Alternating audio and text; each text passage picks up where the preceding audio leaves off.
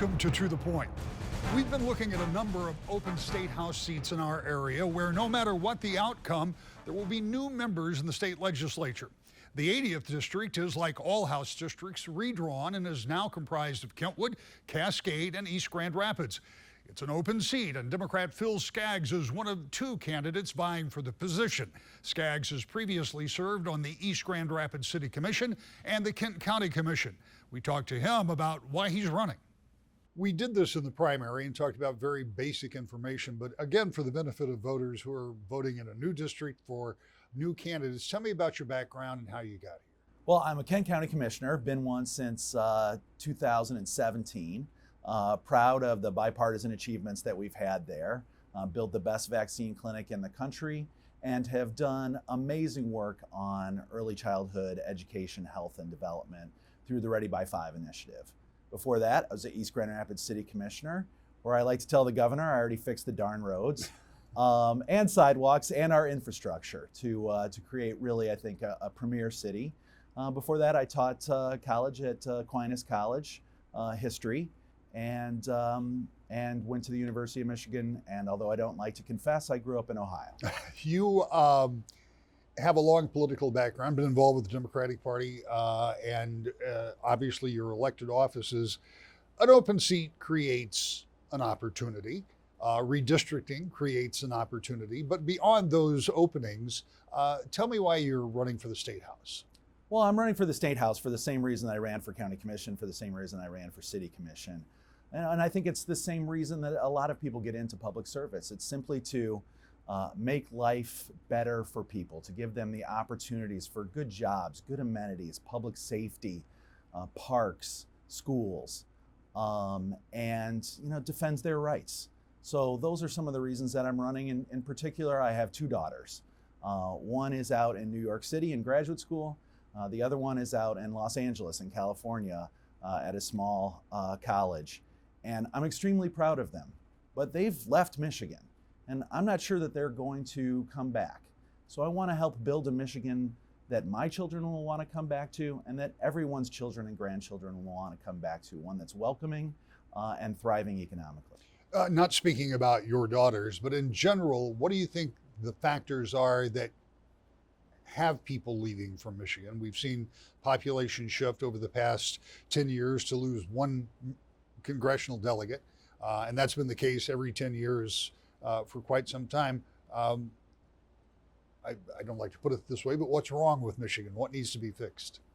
Well, the one thing that we can't fix is we're a northern state, and it snows and it can be cold at times. And I know that's why one of my daughters is out in California. What we can fix is we need to make sure that we have a thriving economy. I think the way to do that and the way to attract and retain talent, we need to have exciting cities. At one time, these were called cool cities. But I think that we see that a lot of people from across the state of Michigan come to Grand Valley. They fall in love with Grand Rapids. They stay in Grand Rapids. They work for small businesses, for medium businesses. They become entrepreneurs. We need to do that across the state. We need to make sure we have premier universities, premier career training centers, and then that the graduates of those stay right here in Michigan. That's why I've developed a tuition reimbursement plan so that if you graduate from high school in Michigan, graduate from college or a career training center, we will help you pay back your college tuition loans, your training loans, as long as you stay in Michigan and are working here in Michigan. So I think we need to attract that talent. That will attract the businesses, and my kids and everyone's kids will stay close to home, which is where we want them. As you and I sit here, there's about $8 billion sitting in the bank over in the Treasury for the state of Michigan, and maybe some of that money could be used for exactly what you're talking about. But in the long term, the budget for the state of Michigan is very cyclical. We've seen boom, which we see right now, maybe against type because coming out of the pandemic, but we've seen bust in a big way. And sometimes when those cycles hit, it's programs like you just spoke about that people say, can we really afford to do it? How much should the state be on the hook for that kind of thing? Well, I think that as a city commissioner and as a county commissioner, I'm used to balancing budgets, and in West Michigan fashion, we have large rainy day funds. So I think that one of the things that we need to do with this windfall that we have now, based because the economy and revenues are booming, and from support that we're getting from the federal government to come out of the pandemic, we need to think carefully, just like any family would. So let's put some in savings. Let's put some in that rainy day fund for when the economy does maybe turn down a bit. And let's invest in our own future. Let's invest in our own selves. Roads, infrastructure, our schools. We've done a great job in a bipartisan way with the governor and the House and the Senate to get to equitable funding for schools and the highest funding ever. But we need to make sure that we sustain that into the future. So I think that's these programs, the road programs, the bridges, infrastructure, these are investments in ourselves. It's just if a family gets a windfall, you save, maybe you go on a little vacation, but you fix up the kitchen and paint some walls and build yourself the foundations for the future no matter what comes. Republican Jeff Johnson is a patent attorney who has worked in the computer industry and says he's running in part to give back. Tell me about your background. Open seats mean that there are new opportunities for both people running for office and people that are voting for those people in office. And one of the challenges is to get to know them. So tell people in your district who you are. I was born in East Grand Rapids, but actually grew up in Alger Heights. Went to Alger School until I was in 3rd grade, and then my dad had to move to Southern Michigan for a job. So I finished up my schooling down there. I ended up going to University of Michigan for an engineering degree, and I was blessed to get a job with Intel Corporation, which at that time was a fairly small corporation, but I was blessed to be there for 15 years. And while I was there, I went to the University of Michigan again and got my MBA in Finance and International Business. And then later on, when I was with Intel, ended up getting a law degree. While I was at Intel, I had the opportunity to work in a lot of different product groups and different roles, and significantly strategy, customer relationship, and also engineering. So a lot of the products that people are using today, if you drove a Ford car in the 90s and 2000s, that had a chip that was designed and made by my group. If you use a laptop computer, a lot of that technology came out of groups I was in. And one of the things I really enjoyed about it too is I got an opportunity to not only do different functions, but also to go to different locations overseas, out west. And I really like how that gives me different perspectives on issues. You get to see how different countries, how different states handle different issues. So I did that, and then I ended up going to law school while I was at Intel and did a career change after 15 years at Intel, and I've done patent law since that time. And along with the patent law, I've done nonprofit board service for organizations that help children and families, and also crime victim help. So it's been a wonderful career. I'm married. I've been married to my wife, Tracy, for almost 30 years now. We have 2 young kids. My youngest just started high school this year, and that plus this plus work keeps us really busy. So, Well, given all of that, what brings you to the point where you want to run for the State House? Again, as I pointed out at the top, it's an open seat, and that always creates opportunity, but there's got to be more, and so you have reasoning for doing this. Sure. Well, part of it is I'm a Christian, and like I said, I've been blessed to live a fantastic life. And part of being a Christian means that I feel like I have a stewardship obligation to give back.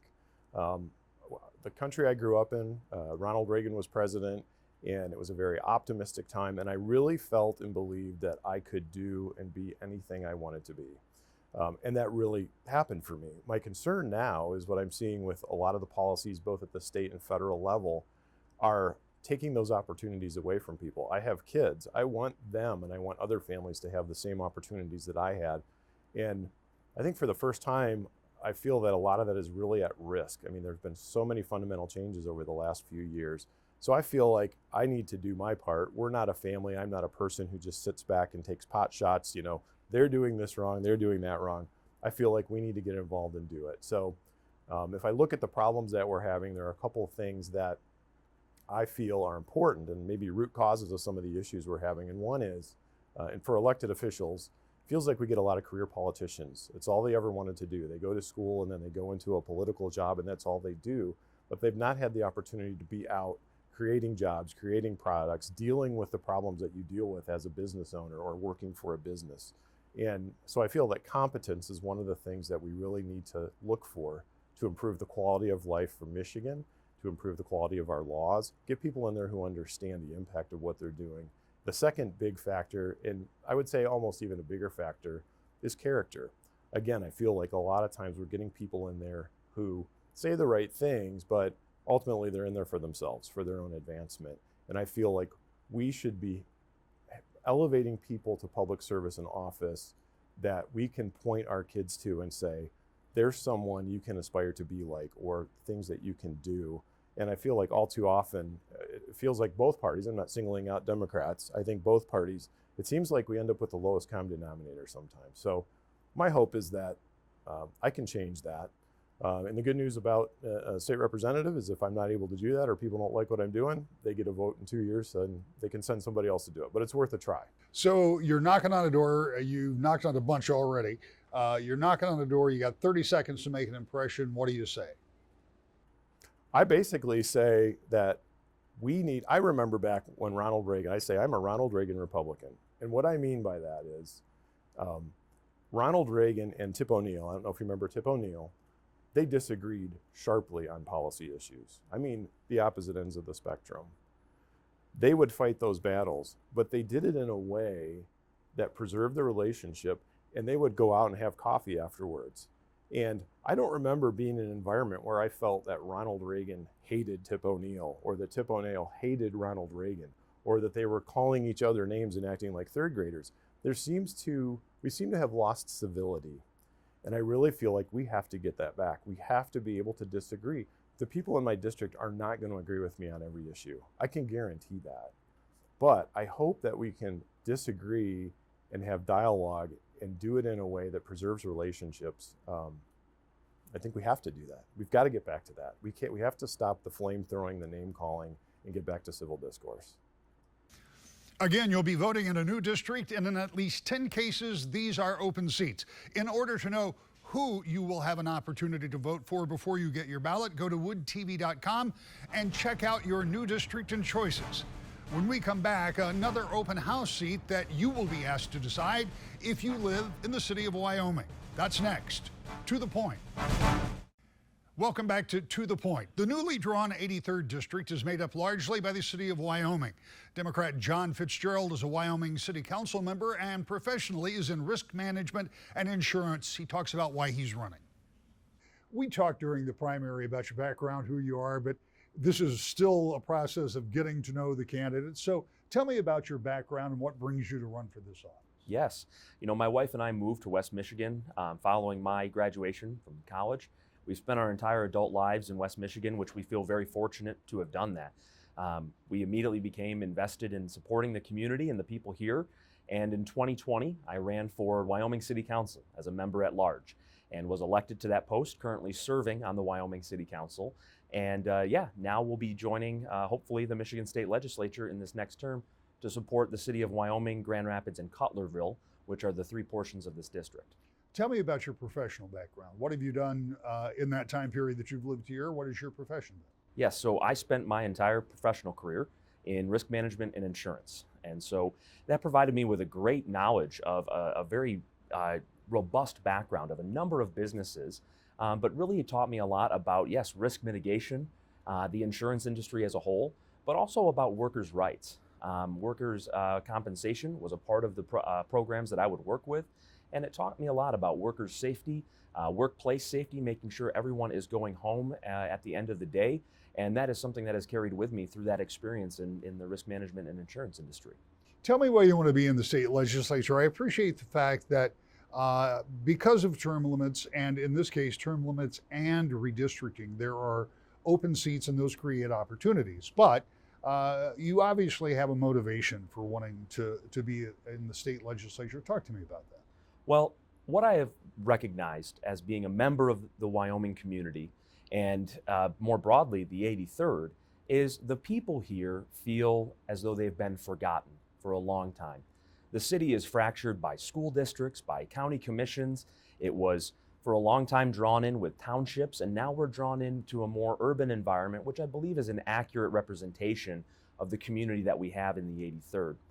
But that disenfranchisement, or that apathy maybe towards the political makeup here, is what drove me to do this. People are asking for a compassionate leader to represent them in Lansing and to bring their interests to the table. And that's what really inspired me to run for this seat. I believe that I will be an effective leader in that regard, because we are asking for change, and we are asking for an advancement in the public services that we are being provided in the 83rd, and I'm ready to go champion those. What are those changes? What do you specifically think needs to be changed or needs to be done that you can affect from the state? One of the things from the state level that I want to see happen in West Michigan broadly, but especially the 83rd, is better jobs creation and jobs training. The 83rd district has a high rate of employment and yet a low per capita income, recognizing that we have households that are working 2, 3, potentially 4 jobs or more, and yet still not being able to make ends meet with the opportunities that are currently available locally. And so I'd like to see that jobs creation and jobs training be a priority for the 83rd, so that we can see the benefits of our hardworking spirit. When you think about job development and creation, do you see a particular area where expansion or where development suits your area, the area that you hope to represent? Or is that broadly just kind of expanding in all areas? Well, I'd like to see the 83rd benefit from this kind of economic and population boom that we've seen in West Michigan. So broadly, yes. But Wyoming and the Grand Rapids portion of my district are hardworking, blue-collar folks who I believe will flourish in manufacturing and industrial work.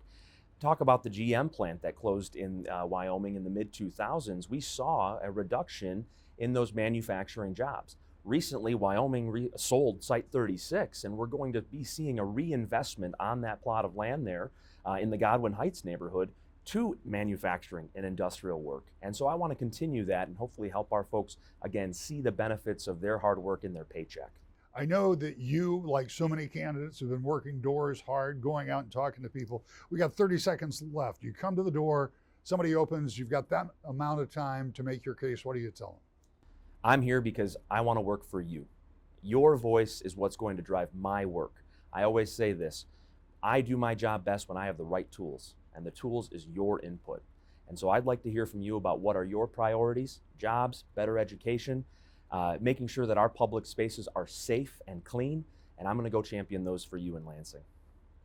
Lisa DeKreiger is a member of the Teamsters Union and works at UPS, and she and her husband own their own business. She's the Republican candidate who wants to represent the 83rd District. Talk to me about your background. What have you done? Where have you been? How do you get to this point? We'll get to why you're running and all that later, but tell me about your background. All right, well, I started out throwing papers when I was young and in high school, and then I came out here, went to Calvin College, worked at a title company there through college, and got my degree in sociology and social work. I then started working for Hope Network, and I worked with people with disabilities. A lot of what I did was job training, teaching people with disabilities how to work out in the community. And so I worked everywhere from fast food restaurants to the state and federal buildings. And so I gained a lot of different experiences in that area. After that, I thought, I'm going to be a stay-at-home mom. That lasted about 2 years. And then I said, I need a job. So I ended up going to work at UPS. And because my husband's self-employed, so we wanted benefits, and they have amazing benefits at UPS. And I have been there for 22 years. So I've been a Teamster for 22 years. And then in '97, my husband decided he wanted to start a building business. And so him and I have built our construction business from the ground up. He's an on-site builder, and so he's there every day. And then I do the books, the contracts, and the design work. And so I've done that. I have also substitute taught at my kids' school. I volunteered there. My husband and I have been foster parents. So we did that for about 10 years and had kids off and on. That was an amazing experience. And then we've also worked with inner city youth for about 20 years, and COVID kind of cut that out. And him and I are deacons at our church. So obviously you have nothing on your plate, so you decided to run for state representative. I mean, seriously, it's a big Yeah. investment It of is. time. Yes. You were talking about knocking doors and all of those things. And I know you have some background because you've been around folks who have done that. Yeah. So tell me how you came to that decision to run for this seat at this time. As I always point out, it's an open seat, and sometimes It that is. generates more interest. But nonetheless, it's still a pretty heavy lift. It is, and it wasn't one taken lightly. Had some people come to me and talk to me about running. It's a decision that we prayed about. My husband and I discussed it with our family, and my husband and I have always lived a life of service together. And so anything we do it together. And we serve in our business together, we serve in our community together, and we serve in our church together. And so this was something that we wanted to do together. And so he's my biggest supporter and fan. For me to run is serving my community at the next level, because we've lived a life of service. And so we serve in every area of our life, we serve in our business. And so that's what I want to be, is I want to be a servant leader. And so I have the experience with small business. I have the experience serving with my community. And then I also served as my husband's campaign manager for his campaign for Wyoming City Council. So I've been around it, and I have a lot of great people around me that support me. What do you see as some of the most pressing issues for that district? What are some of the things that if you're successful in November, you would like to focus on, either for the district or the state as a whole? So for the district, I think one of the main things that we really need to talk about is our community safety. Right now, most cities and townships are really struggling with getting enough police and fire.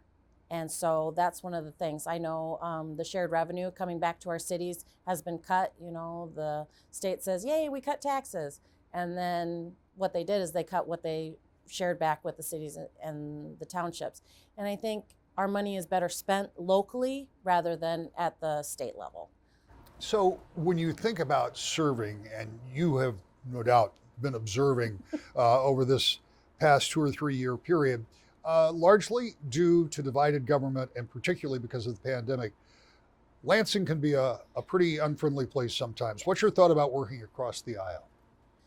For me, especially with our business, we have to work with all kinds of people, and serving in the community. We work with all different people from all different backgrounds and theories. And the biggest thing is to listen and to learn, and to know that, I'm not the smartest person in the room.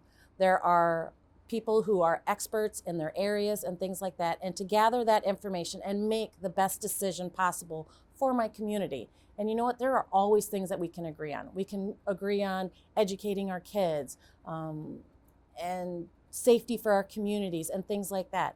And so that's why for me, working with people is the most important, because relationship, that's always been what we tell our kids, is relationships are the most important thing. This, like other races we've profiled, is an open seat and will send a new face to Lansing. DeKreiger and Fitzgerald are joined in the race by Libertarian Alex Avery. We're back with the final thought next. To the Point. Be sure to join us Thursday night for the debate between Governor Gretchen Whitmer and Republican challenger Tudor Dixon. It's at 7 o'clock, and it'll be the first and most impactful debate of the cycle. And look for a recap next week right here, To the Point.